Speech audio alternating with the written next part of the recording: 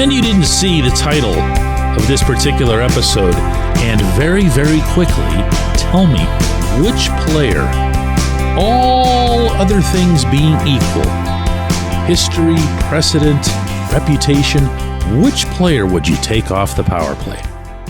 Yeah. Good morning to you. Good Friday morning. I'm Dejan Kovacevic of DK Pittsburgh Sports, and this is Daily Shot of Penguins. It comes your way bright and early every weekday if you're into football and or baseball. I also offer daily shots on the other two teams in town that I cover, the Steelers and the Pirates. The Penguins are out in Las Vegas. They'll be practicing today. They'll be playing the Golden Knights tomorrow.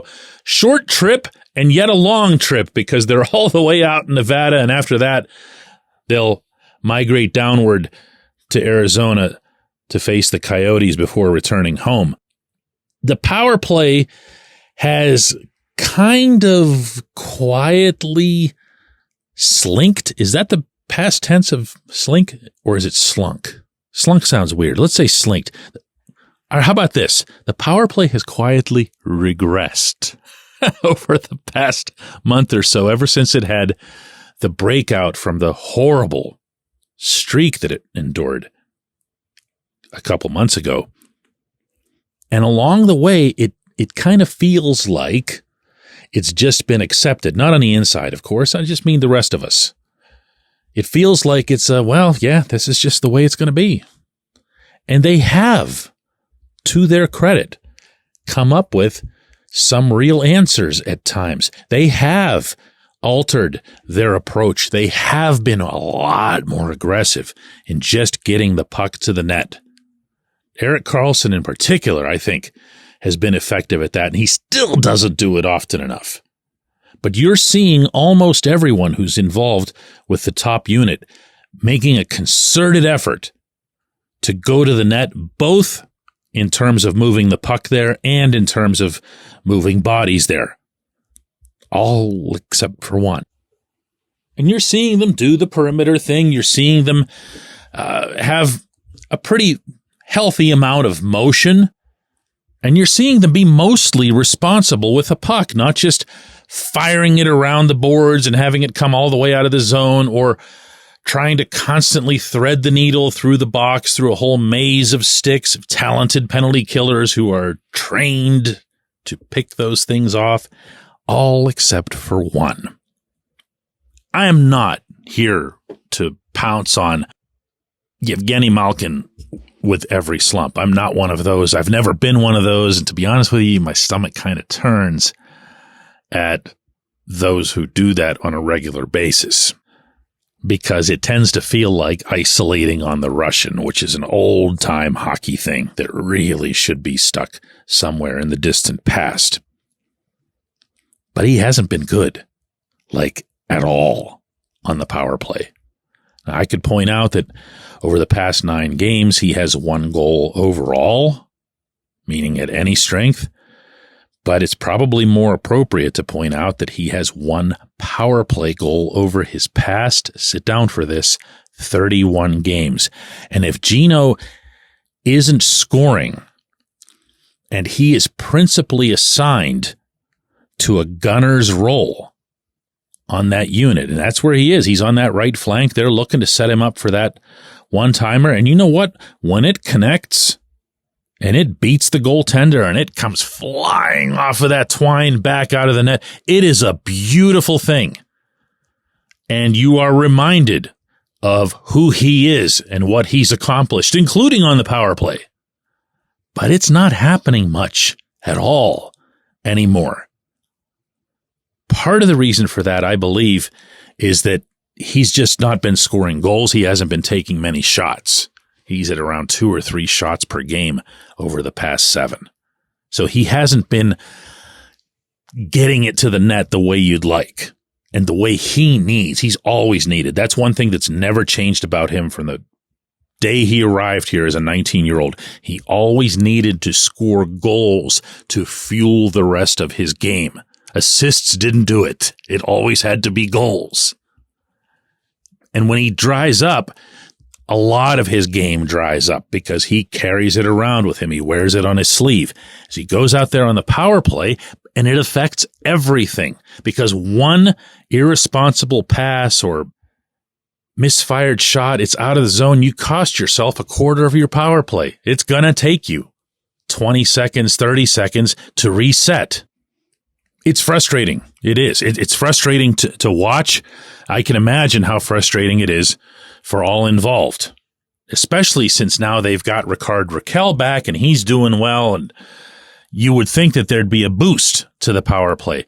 But there's still one guy who's messing up a lot, and that happens to be Geno. And if you think I'm about to declare or even humbly offer some sort of solution, you're nuts, because I don't have one. I really don't. I don't envy any component of Mike Sullivan, Todd Reardon, and anyone else involved, even the people who are just analyzing from behind the scenes data and video.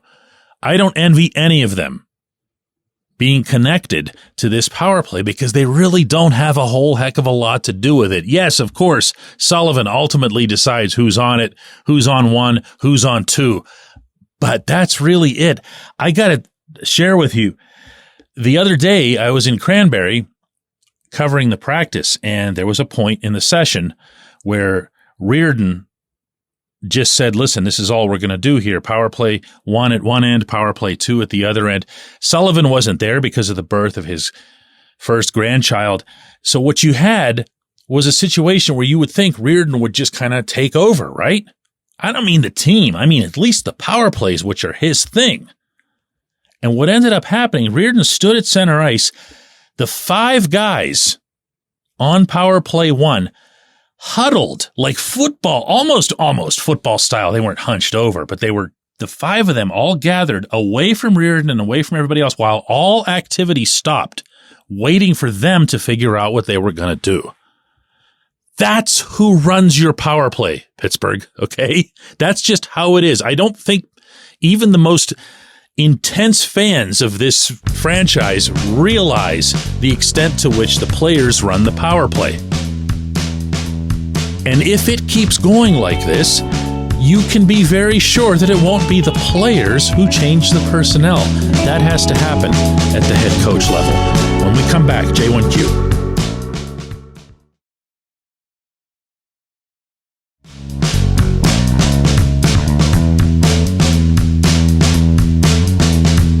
Today's J1Q comes from JK, who says, DK, I have a large photo of Pittsburgh's Golden Triangle on my wall. It was taken from down the Ohio River on a beautiful day as a promo picture for the river transportation company that employed me at the time. When I moved to Nashville, I hung it up in my office, and most people here were stunned to find out that this was Pittsburgh. Pittsburgh couldn't possibly look that good, and oh, by the way, have that blue of a sky, could it? JK hasn't lost his mind. If you missed yesterday's episode, I closed the program with kind of an off-the-beaten-path topic of how our city really doesn't do very much to promote itself. And I'm not talking about our official tourism bureaus or whatever, although they're not very good at it either. I'm talking about just us. I'm talking about people who are living here, working here, or just from here. We're just the worst at this. And the hockey tie-in was that, we have some hockey icons here that we do very, very little to acknowledge. That's not okay. I wish, honestly, as someone who lives and works right here in downtown in the heart and soul of the region, that there were more people that would take pride, not just in that scene that you see in that picture that you put up, but also what's in there.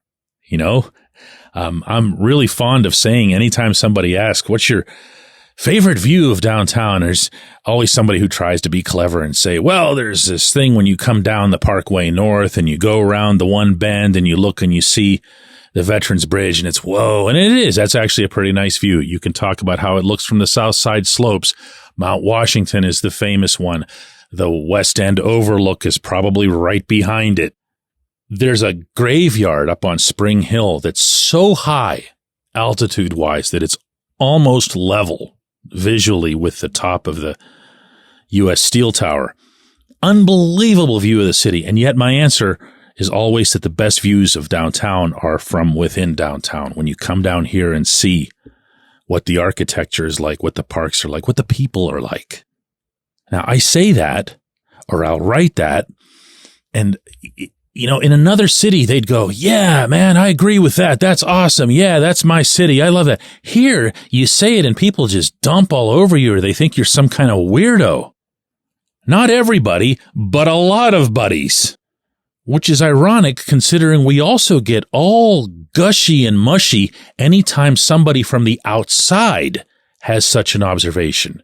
Oh, they'll say, oh yeah, Pittsburgh's great. Tom Hanks was here a few months ago filming a movie, had all this wonderful stuff to say. Russell Crowe called the architecture in downtown Pittsburgh when he was here filming a movie some of the most fascinating in the world. And we hear that and we go, ooh, yeah, that's great. That's great. They said good stuff. We say it and we pounce on each other. Or worse, we start talking about politics or whatever that has nothing to do with anything. And it's exasperating. It's tiring. And you know what? I am not about to stop. I appreciate all of the feedback that I got to that segment. And I appreciate everybody who listens to Daily Shot of Penguins. We will do another one of these on Monday.